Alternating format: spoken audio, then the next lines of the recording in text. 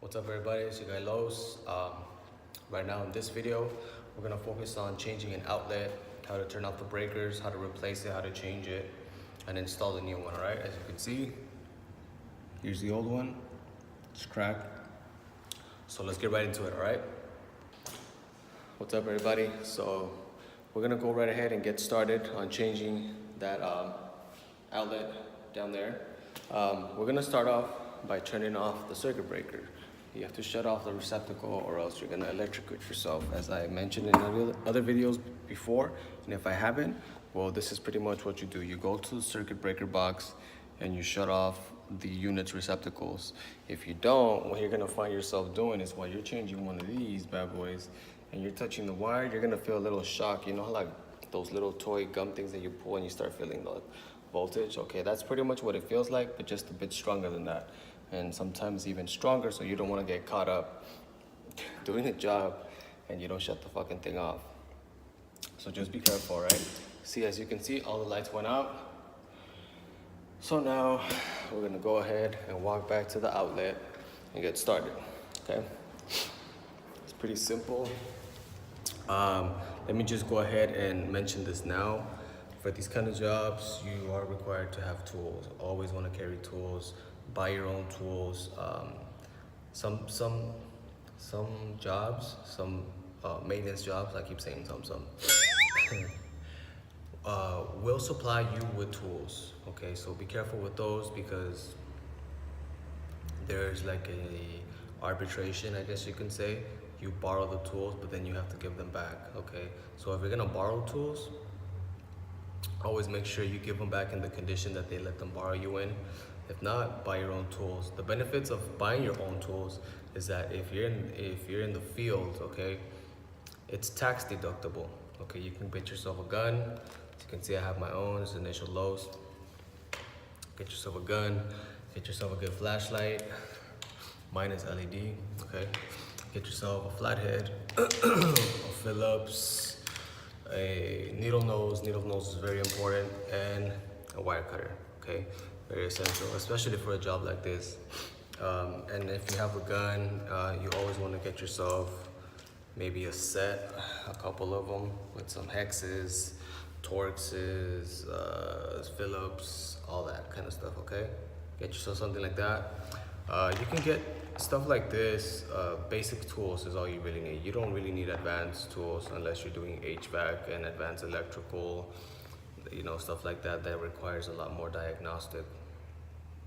But just to get yourself by, just to get yourself started, you can go to like Harbor Freight or maybe like Sears tools, but those are more, some of those pertain more to like the automotive field. But Harbor Freight, that's the key spot where you want to go, where I recommend. The tools are essentially good enough to get you by, and if not, they're pretty cheap, honestly.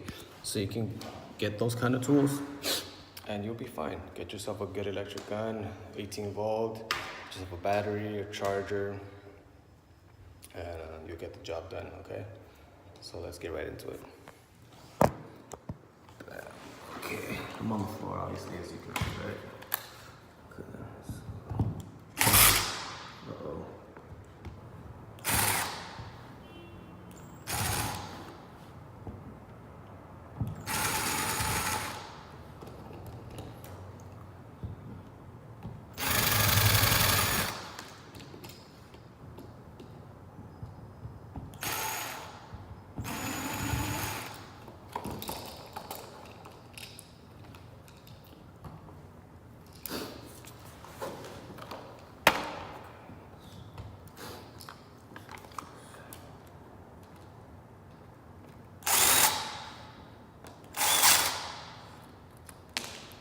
Like I said, always want to shut off the breaker, because right now, if I was doing this while the breaker was on, I'd be stuck here. Literally.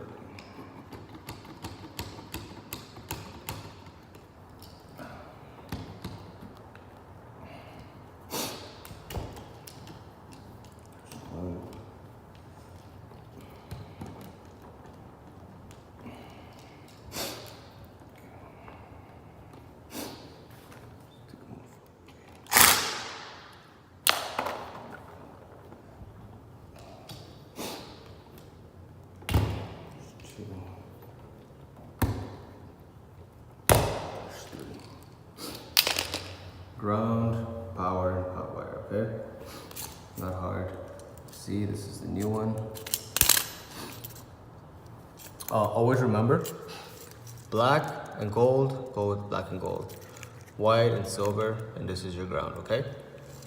Just keep that in mind. You don't want to connect the wrong ones and cause a power outage. It's the last thing you want to do, honestly. It's very dangerous.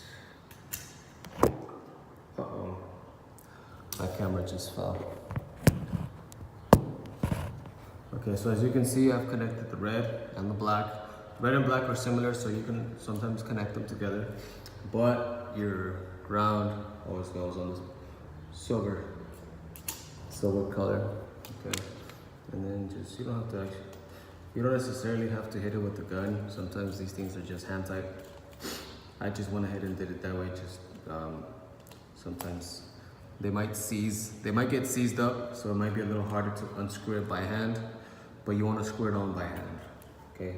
Because then sometimes, if you use a power gun to drill something this small, you might strip the bolt, okay? And that's what you don't want. That will also affect the electricity flowing through the outlet, if that's the right way to say it, flowing.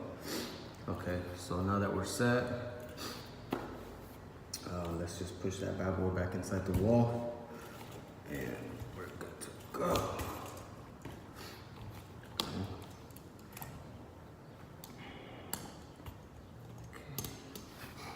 For this, we can use the gun.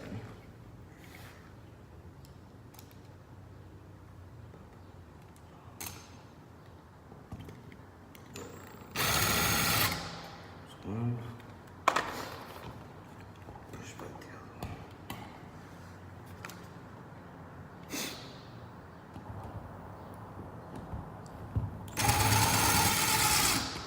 Okay. So it's not on tight all the way.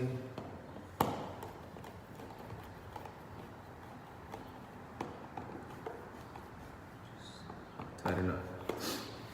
Okay, so now that's been installed,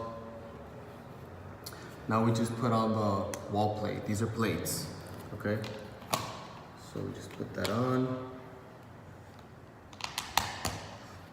Most of them have a flat head. And another golden rule you will learn as you go in the maintenance position, when you put the wall plate on and you put on, let me show you. When you put on the bolt, the little bolt right there, it always goes in this direction. It always goes vertically, okay? That's just the rule there is in the maintenance field.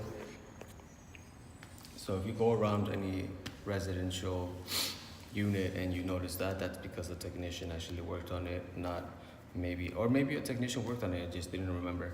But anyhow, that's how you successfully install it. Now let's go back and turn on the circuit breakers and we're gonna test it out.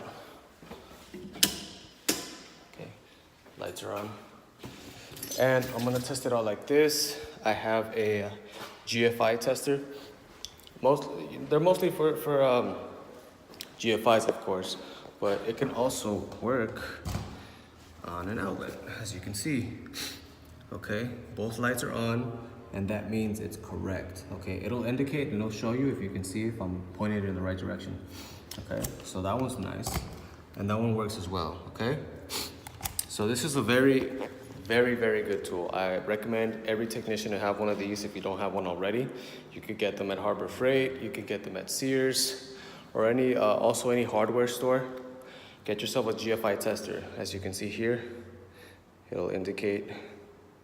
It's a little blurry, but you'll get the message. Once you get it, you can read it.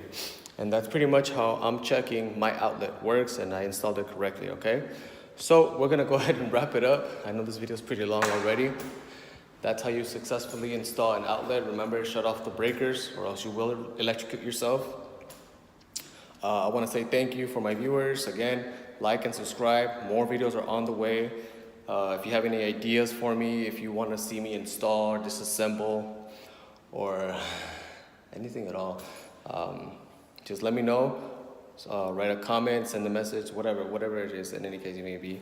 And also follow me on IG, Lowe's TV. Okay, again, thank you for watching. Like, subscribe. Peace out.